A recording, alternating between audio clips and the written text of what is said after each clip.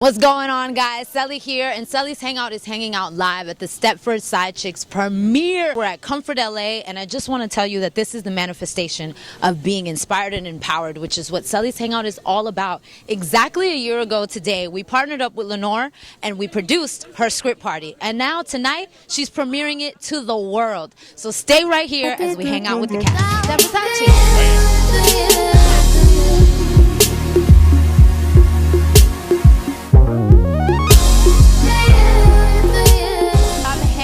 With my girl Lenore, who created this thing, who wrote this thing, who did this thing. So, girl, last year we were hanging out at the script party. At Celi Hangout script party. At Celi Hangout script party. How did we get from that script party to tonight? A lot of just tenacity, like not giving up, because there were many times where I was just like, maybe it's not gonna happen, let's push it back. So I think just not giving up and continuing to stay focused on the vision and wanting to get it done and having a really great team. It takes a village. Man, listen, a whole squad to like pull off something like this. You wore a lot of hats for this. Girl, sometimes too many. Girl. So how did you juggle it all? I honestly don't know. Like I genuinely don't know. I can only say that it was by the grace of God. And then there's this thing that comes over you, especially when you're in production mode, that you just got to get it done. If you're not going to do it, I'm going to do it. What is a Stepford side chick?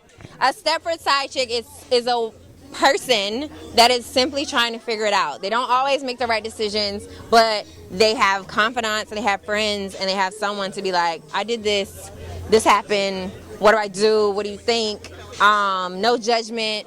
No harsh criticisms, but some truth, some fun, and a lot of laughs.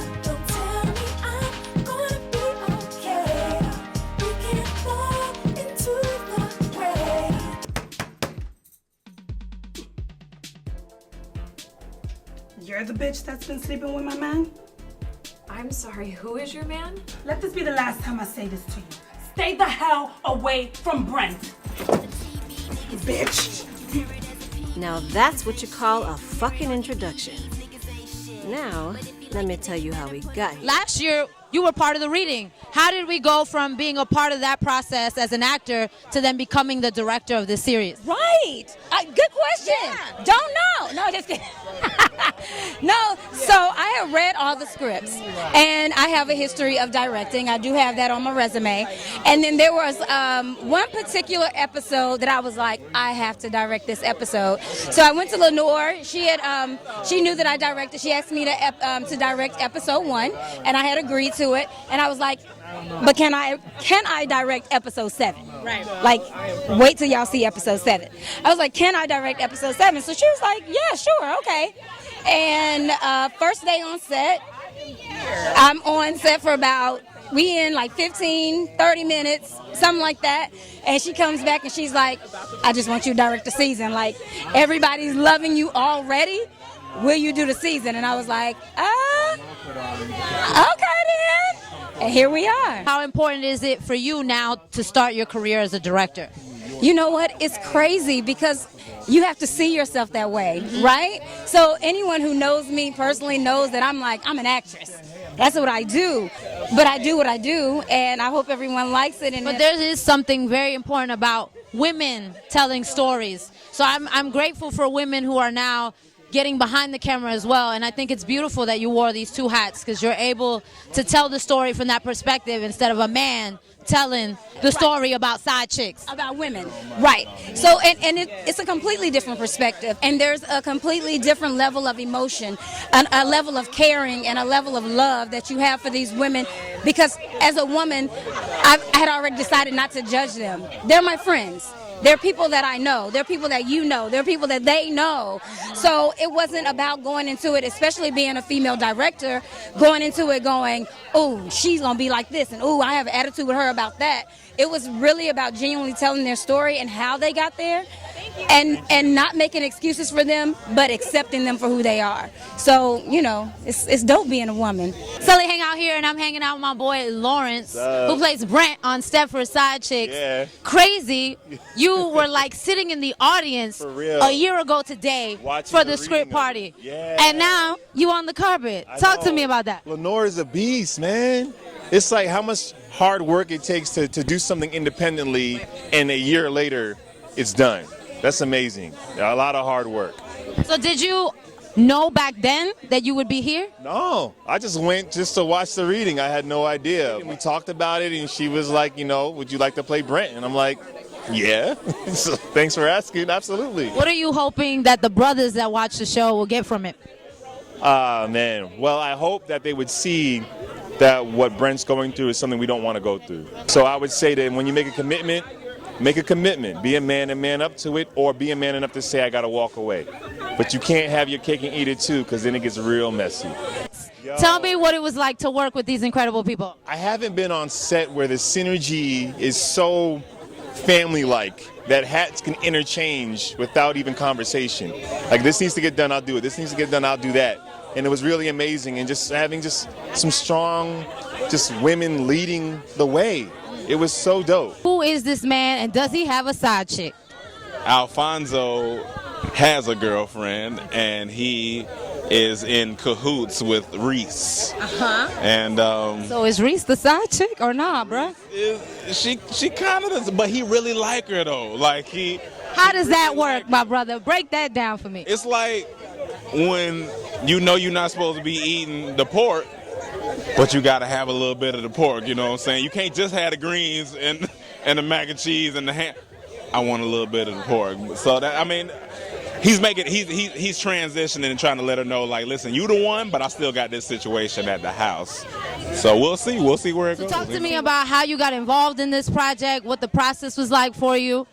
It's funny, Lenore, she's like, I don't even know why you agreed to do it. You didn't even know, because she met me at an event. We chopped it up. I was like, man, I like your writing. She sent it to me. Next thing I know, she was like, hey, do you want to be in my web series? I was like, yeah. She was like, but you don't even know the part. I was like, yeah, I don't care. I like you. Your spirit is good. Let's do it. And that's pretty much how it was done. I should probably read stuff ahead next time. She could have had you butt balled. Listen, I mean, ain't nothing wrong getting butt ball booty. Some. I mean, But for the right check? No, you know what? I ain't gonna say that. No.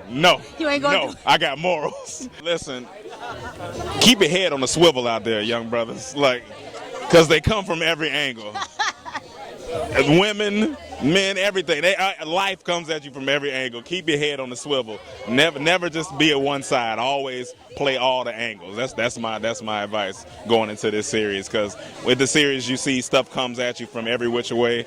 So you need to be prepared at all times. Actually, stay prepared so you don't have to prepare yourself. So there you go. That's pretty much it. Stay ready so you don't got to get ready. You were part of the original script party. You're part of the reading. And then you got offered the role. And you weren't too sure if you wanted to be Ty. So talk to me about that process. Yeah. So we did a Celi's Hangout a year from today, right? A year from today. And it was a script reading for a small audience. And Celi brought me on, and I read for the character of Ty. And I thought she was cool. She was fun. But, there was a part of her that I wasn't really gelling with. And so I was like, okay, I'll read it for the script party, but I probably won't audition for it. But they thought I did a really good job with Ty, and they thought that it was the role that spoke to me the most. But I didn't necessarily want to because of a certain reason, which you'll find out when you watch the show. I was kind of uncomfortable with the part. So I prepared the role of Melissa. But I prepared them both just in case. And then I got offered the role of Ty. And I was like, okay, so what do? I don't know. This is going to be interesting. So I spoke with Celi and I spoke with Lenore about it. And they just encouraged me. And I slept on it. Did you pray about it? I prayed about it. I prayed about it. Gotta pray about it. And I was like, I feel like because I was so scared and so uncomfortable, that's probably the reason why I should do it. So I think those are the type of roles that actually grow you as an artist, things that challenge you. So I said, I'm gonna do it. what you hope that people will gain, not just from Ty, but from all the Stepford side chicks? I want them to understand that there's not just one type of side chick. And some people don't even choose to be side chicks. You know, there's two sides to every story. Don't judge it. Don't judge a book by its cover. I know it's called Stepford Side Chicks, but it's deeper than that. There's multiple layers. So don't judge it. Just come into it with an open mind. You've been hanging out with us right here on Celi's Hangout. Be sure to watch Stepford Side Chicks.